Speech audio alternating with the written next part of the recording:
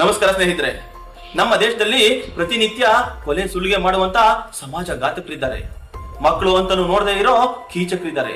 ಭ್ರಷ್ಟಾಚಾರ ಮಾಡೋ ಭ್ರಷ್ಟಾಚಾರಿಗಳಿದ್ದಾರೆ. ಅವರನ್ನೆಲ್ಲ ಬಿಟ್ಟು ಸಮಾಜಮುಖಿ ಕೆಲಸ ಮಾಡ್ತಿದ್ದ ಜನಗಳು ಕ್ರಾಂತಿಕಾರಿ ಭಗತ್ ಸಿಂಗ್ಗೆ ಹೋಲಿಕೆ ಮಾಡ್ತಿದ್ದ ಒಬ್ಬ ಯುವಕನನ್ನ ಎನ್ಕೌಂಟರ್ ಮಾಡಿ ಎತ್ತು ಬಿಡ್ತಾರೆ. ಅವನೇನೋ ಕೊಲೆ ಮಾಡಿದ್ನ, ದರೋಡೆ ಮಾಡಿದ್ನ.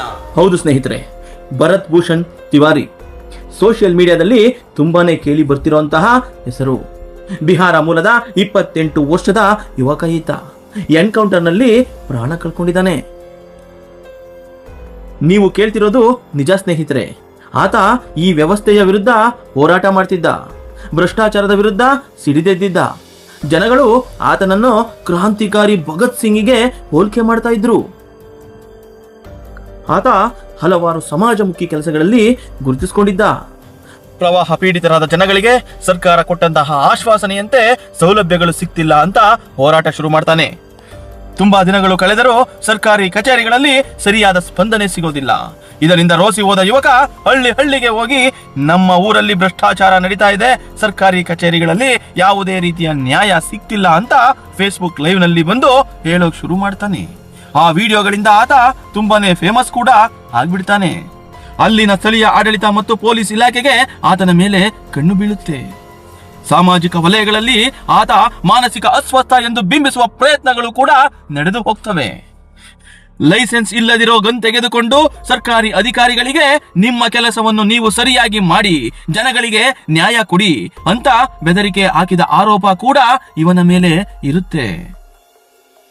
ಗನ್ನಿಟ್ಟುಕೊಂಡಿರುವ ಪ್ರಕರಣಕ್ಕೆ ಸಂಬಂಧಿಸಿದಂತೆ ಆತನನ್ನು ಬಂಧಿಸಲು ಪೊಲೀಸರು ಬರುತ್ತಾರೆ. ಆತನ ಮೇಲೆ ಫೈರಿಂಗ್ ಕೂಡ ನಡೆಯುತ್ತೆ. ಆತ ಸ್ಥಳದಲ್ಲೇ ಕುಸಿದು ಬೀಳ್ತಾನೆ. ಪೊಲೀಸರು ಹೇಳುವ ಪ್ರಕಾರ ಬಂಧಿಸಲು ಹೋದಾಗ ಆತ ನಮ್ಮ ಮೇಲೆ ಗುಂಡು ಹಾರಿಸುವ ಪ್ರಯತ್ನ ಮಾಡಿದ, ಆದ್ದರಿಂದ ನಮ್ಮ ಆತ್ಮರಕ್ಷಣೆಗಾಗಿ ರಿವಾಲ್ವರ್ ಸದ್ದು ಮಾಡಬೇಕಾಯಿತು ಅಂತ. ಆದರೆ ಜನಗಳು ಮತ್ತು ಅವರ ಸಂಬಂಧಿಕರ ಪ್ರಕಾರ ಆತ ಫೇಸ್ಬುಕ್ ಲೈವ್ಗೆ ಬಂದು ಗನ್ ಬಿಸಾಕಿ ಸರೆಂಡರ್ ಆಗಿದ್ದ. ಆದರೂ ಸಹ ಪೊಲೀಸರು ಫೈರ್ ಮಾಡಿದರು ಅಂತ ಹೇಳ್ತಿದ್ದಾರೆ. ಸ್ನೇಹಿತರೆ, ಸೋಷಿಯಲ್ ಮೀಡಿಯಾದಲ್ಲಿ ಜಸ್ಟಿಸ್ ಫಾರ್ ಭರತ್ ತಿವಾರಿ ಅಂತ ಕ್ಯಾಂಪೇನ್ ಕೂಡ ಮಾಡ್ತಿದ್ದಾರೆ. ಆತನ ಅಂತ್ಯಕ್ರಿಯೆಗೆ ಸಾವಿರಾರು ಜನ ಸೇರಿದ್ರು. ಜಸ್ಟಿಸ್ ಫಾರ್ ಭರತ್ ತಿವಾರಿ ಅಂತ ಕೂಗ್ತಿದ್ರು.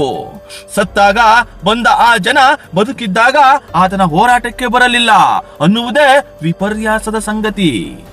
ಅದೇನೇ ಇರಲಿ ಸ್ನೇಹಿತರೆ, ಒಬ್ಬ ಸಮಾಜಮುಖಿ ಕೆಲಸಗಾರ, ಭ್ರಷ್ಟಾಚಾರ ವಿರೋಧಿ, ತನ್ನ ಜನಗಳಿಗಾಗಿ ಪ್ರಾಣವನ್ನೇ ಕೊಟ್ಟಂತಹ ಯುವಕ ಈತ.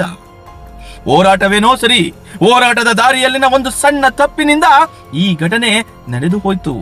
ಈ ಘಟನೆಯ ಬಗ್ಗೆ ನ್ಯಾಯಾಂಗ ತನಿಖೆಯಾಗಲಿ, ತಪ್ಪಿತಸ್ಥರಿಗೆ ಸರಿಯಾದ ಶಿಕ್ಷೆಯಾಗಲಿ.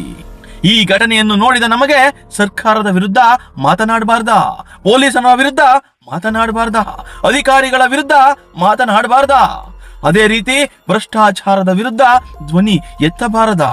ಧ್ವನಿ ಎತ್ತಿದರೆ ಎನ್ಕೌಂಟರ್ ಮಾಡ್ತಾರಾ ಎನ್ನುವಂತಹ ಪ್ರಶ್ನೆಗಳು ಮೂಡದೇ ಇರೋಲ್ಲ.